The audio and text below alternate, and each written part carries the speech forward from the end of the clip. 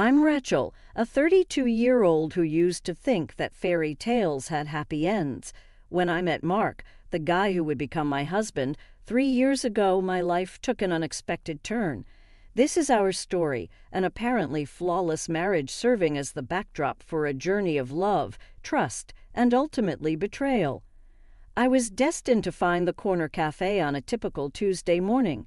Holding a John Grisham book, I became engrossed in the realm of legal thrillers. At that point, Mark showed up. It didn't take long to notice him. Although he exuded confidence, there was an enticing warmth to his smile. "Hi, is that the most recent work by Grisham?" he inquired, gesturing to my book. His tone was kind and full of sincere interest. "Yes, I've just started," I replied, pleasantly surprised by how easy our discussion flowed. He's always a good read. We struck up a conversation that flowed as we discussed our favorite authors. Mark had a funny and charming sense of humor that always made me smile. Ours picked up speed, making us feel more like two newly acquainted acquaintances than old buddies catching up. In the weeks that followed, Mark and I grew closer. Our shared interests in music, particularly old jazz, and a mutual love for exploring hidden bookstores around the city cemented our bond. He was charming, respectful, and attentive. I found myself eagerly anticipating our dates, each encounter leaving me more enchanted. One evening as we walked along the river, Mark's tone turned serious. "Rachel, I've never felt this way before. I think I'm falling for you," he confessed under the dim glow of the streetlights. His words sent a rush of warmth through me. "I feel the same, Mark. You're unlike anyone I've ever met," I admitted, my heart racing with excitement and a hint of fear. 6 months flew by, and our relationship only grew stronger. It was during a cozy dinner at my apartment when Mark proposed. The moment was simple yet profoundly sincere. There was no hesitation in my yes. I loved him, and I believed in our future together.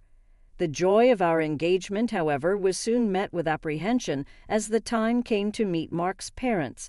His mother, Linda, was a stern woman with piercing eyes that seemed to judge my every move.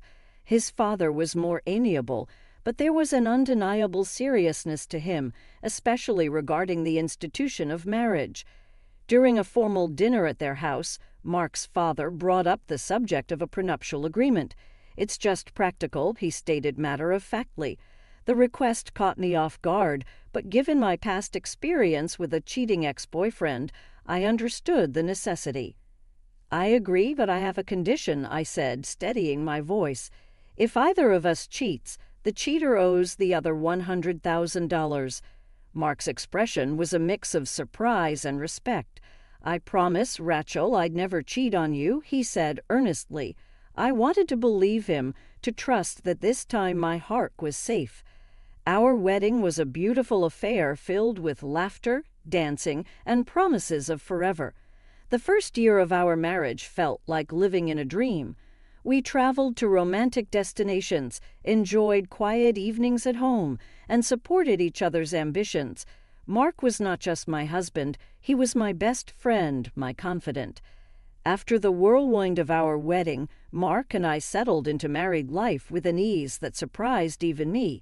Our first year was like living in a bubble of happiness, untouched by the outside world. Our honeymoon in Paris was a dream. Strolling along the Seine, we were just two lovebirds lost in a city of love. "Can you believe we're here?" I asked Mark one evening as we watched the Eiffel Tower light up. He pulled me close and said, "With you, I can believe anything. This is just the start for us, Rachel." Those days were filled with laughter, romantic dinners, and promises of a future together. We returned home with a suitcase full of memories and a bond that felt unbreakable. Back home, our days found a comfortable routine. Mark would kiss me goodbye every morning before heading to work, and I'd be waiting with dinner when he got back. We talked about everything and nothing, our conversation stretching late into the night. One night, as we were cleaning up after dinner, Mark said, "You know, I never thought I'd be this happy just doing mundane stuff like washing dishes." I playfully splashed some water at him. "That's because you've got an amazing wife. It's all about good company," he laughed, catching the water in his hands. "Absolutely. Best decision of my life, marrying you." Despite our happiness, there was a growing pressure from outside, the expectation of starting a family. At family gatherings, Mark's mom, Linda, would often drop not-so-subtle hints. "So when are we going to hear some good news?" Linda asked one Sunday lunch, her tone laced with expectation. I tried to brush it off with a joke. "Oh, you'll be the first to know when there's news." But her persistence grew over time and started to strain me. Mark noticed my discomfort but reassured me, "Don't let my mom get to you. We'll start a family when we're ready, not a minute sooner." Despite these pressures, our first year of marriage was magical. We celebrated our first anniversary with a quiet dinner at home. Mark surprised me with a necklace I had admired months ago. "Happy anniversary, Rachel. Here's to many more years of happiness," he said, his eyes shining with love. I felt tears prick my eyes as I said, "Thank you, Mark. I couldn't have asked for a better partner in life." That night, as we cuddled on the couch, I couldn't help but feel incredibly lucky. I had a husband who loved me, a cozy home, and a future that seemed bright. As our second year of marriage began, the pressure from Mark's family, especially his mother Linda, started to take a toll on me. It wasn't just about starting a family anymore. Her criticisms seeped into every aspect of our lives. Linda had a way of making her disapproval known, often under the guise of helpful comments. Every visit became a nightmare for me. One afternoon, as I was setting the table for lunch, she walked into the kitchen and eyed the spread with a disapproving frown. "Is this what you're serving? A bit simple, don't you think?" Linda remarked, her tone dripping with disdain. I clenched my jaw, trying to maintain my composure. "I thought we'd enjoy something light today." She just sniffed, muttering under her breath about proper meals and good housekeeping. Her comments weren't just confined to my cooking. She found fault in everything I did, from the way I decorated the house to how I spent my free time. Nothing was off limits. One evening, while Mark and I were relaxing in the living room, Linda decided to give her unsolicited opinion. "You know, Rachel, if Mark gave me the money he spends on you, I could hire a proper cleaner and a cook." Mark looked uncomfortable, but didn't say anything. His silence felt like a betrayal. I was seething but managed to say, "Well, Linda, I'm doing my best here." What hurt the most was how Mark's attitude started to change. He began echoing his mother's criticisms, albeit in a more subtle way. After one of Linda's visits, Mark casually mentioned, "Mom might have a point about the house. Maybe we should consider getting some help." I felt a pang of hurt and frustration. "So you think I can't handle it either?" I asked, my voice trembling. "No, that's not what I meant," he backpedaled, but the damage was done. The constant criticisms and Mark's growing detachment were straining our marriage. We started having arguments over trivial things, our once easy conversations turning into tense exchanges. After a particularly heated argument, I found myself wondering aloud, "What happened to us, Mark? We used to be on the same team." He ran a hand through his hair, looking frustrated. "I don't know, Rachel. It's just everything feels so complicated now." I went to bed that night feeling lonely and misunderstood. Linda's insidious comments had not only invaded my home, but were also creeping into my marriage, leaving me to wonder if the love Mark and I shared was strong enough to withstand this constant barrage of negativity. As the third year of our marriage rolled in, a sense of unease began to settle in my heart. The once bright flame of our love seemed to flicker under the shadow of doubt and mistrust. It started with a phone call, or rather, several of them. A name kept popping up on Mark's phone, Jake. I couldn't help but notice how Mark's demeanor changed whenever that name flashed on the screen. One evening, while we were watching TV, his phone rang again. Jake. The screen flashed. Mark quickly silenced it and put the phone away, but not before I saw the nervous glance he threw my way. "Who's Jake?" I asked, trying to sound casual, but my heart was pounding. "Oh, just a new guy at work. No one important," Mark replied, but his voice was too nonchalant, his answer too rehearsed. Mark's behavior began to change. He started coming home late from work, his excuses flimsy and inconsistent. His wardrobe underwent a transformation too, from casual to sharply tailored suits. Working late again? I questioned one night as he prepared to leave, noticing his dressed-up appearance. "Yeah, a big project," he said without meeting my eyes. "Don't wait up." One day my frustration boiled over. As Mark was about to leave for another late night at work, I confronted him. "This isn't like you, Mark. What's really going on?" I demanded, my voice trembling with a mixture of anger and fear. Mark sighed, his expression a mix of guilt and annoyance. "I told you it's just work. Why can't you trust me?" "Because you're hiding something. You're never here, and when you are, it's like you're a million miles away," I shot back, my eyes stinging with tears. Mark didn't respond. He just grabbed his coat and left, leaving me standing there, feeling more alone than ever. That night, lying in our empty bed, I made a decision. I couldn't live in this limbo of doubt and suspicion. I needed to know the truth, whatever it was. The next morning, I called a private detective. It felt like a betrayal, but the constant worry and uncertainty were eating me alive. I needed answers, and I was determined to get them, no matter what they revealed about the man I thought I knew.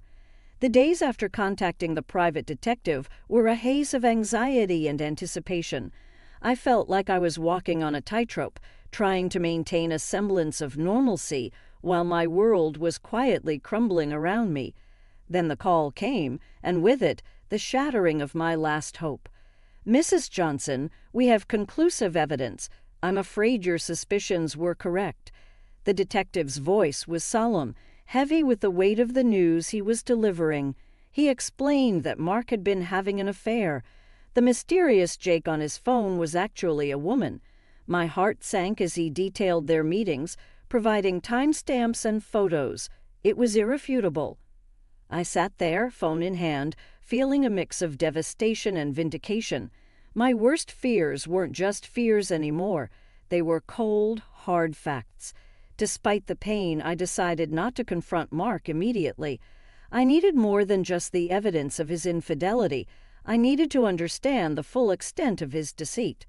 One evening, as I was passing by his home office, I overheard a conversation that chilled me to the bone. Mark was talking to his mother, Linda. "Mom, I'm planning to end it with Rachel after your birthday." Mark's voice was cold, devoid of any affection he once had for me. "Oh, that's wise, dear.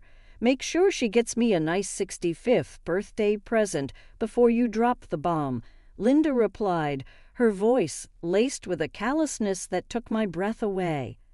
I leaned against the wall, feeling nauseous. Not only was my husband unfaithful, but he and his mother were plotting against me, waiting to use me for one last expensive gift before discarding me. Fueled by a mixture of anger and resolve, I decided to play along. I continued as if nothing was wrong while secretly gathering more evidence of Mark's infidelity. The detective provided me with everything: photos, videos, and even audio recordings.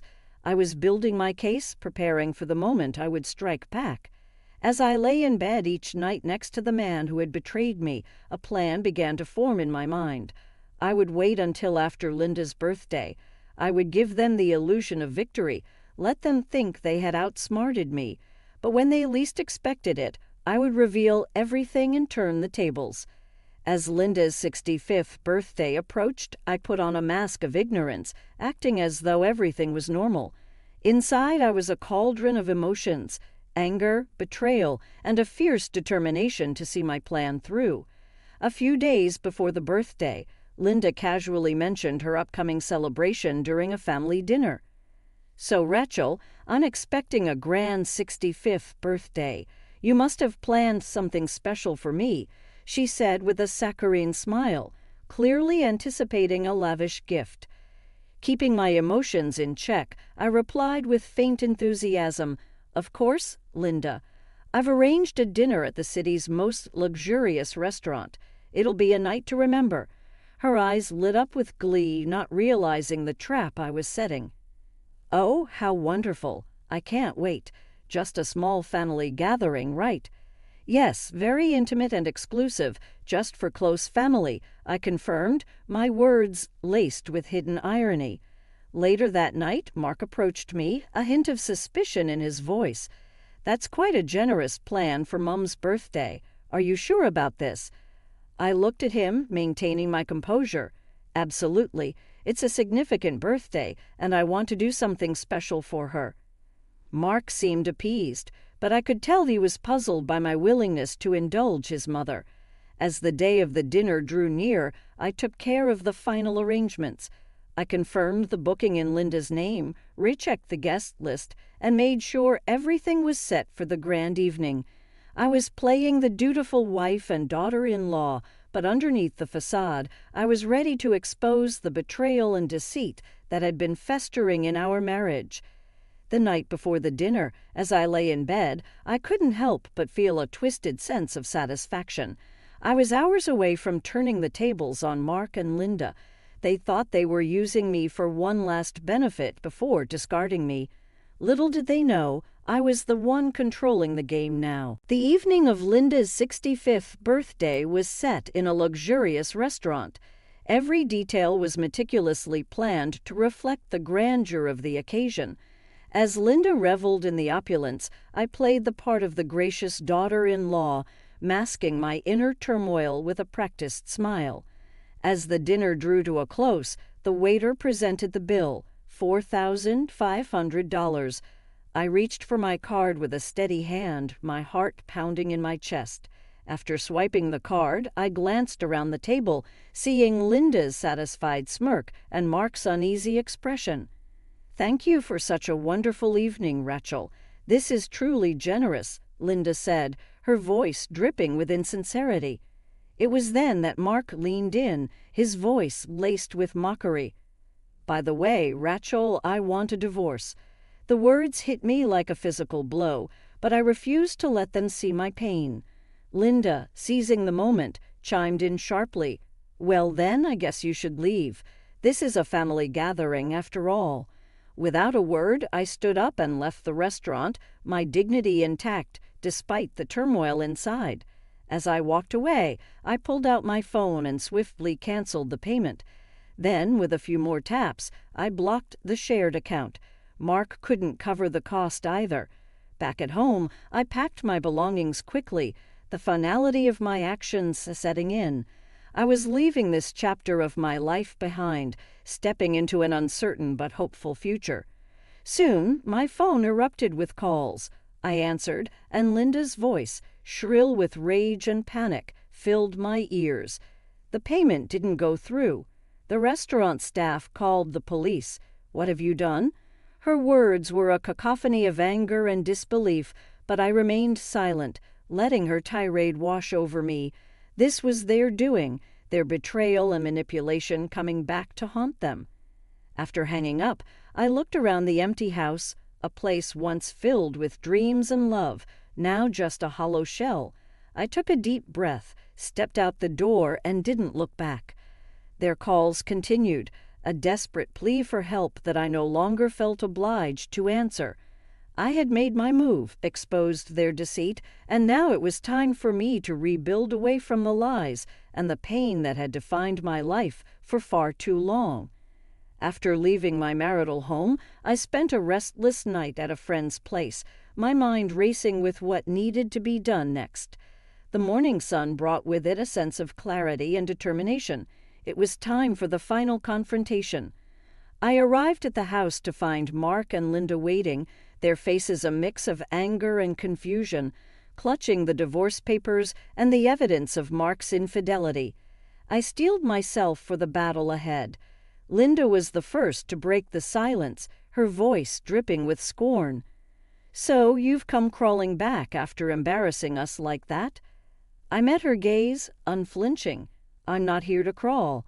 I'm here for a divorce." Mark, who announced our divorce a day ago, suddenly tried to win everything back. "Rachel, can't we talk about this? It was a mistake." I cut him off, holding up the evidence. "Save it, Mark. Your mistake was ongoing and well documented." Linda scoffed, trying to regain control. "You think you can just walk away and leave us with nothing. You're nothing without us." I laid the divorce papers on the table. "Actually, it's you who will be leaving me with something. According to our prenup, Mark owes me $100,000 for his infidelity." Mark's face went pale, and Linda's eyes widened in shock as they scrambled to respond. I felt a weight lifting off my shoulders. This was it, the end of the lies, the deceit, and the pain. "You can try to fight this, but the evidence is clear. I suggest you pay up and move on," I said, my voice steady. Linda had lost her customary boldness and was dumbfounded, while Mark appeared defeated. I turned and left the house without saying anything more, feeling a sense of liberation as the door closed behind me. The subsequent appeals and calls were ignored. I had permanently closed that chapter of my life. They ultimately had to pay. Although Mark needed to borrow money from his parents, I didn't give a damn where it came from. It provided some little comfort for the betrayal, but more than anything it brought finality. I felt at ease when I signed the final paperwork while sitting in the attorney's office. Despite the difficult journey filled with heartbreak and betrayal, I emerged stronger and more resilient. Feeling liberated, I ventured outside into the daylight, eager to begin afresh.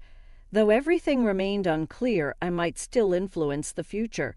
I felt like I was finally entering the light after all the darkness.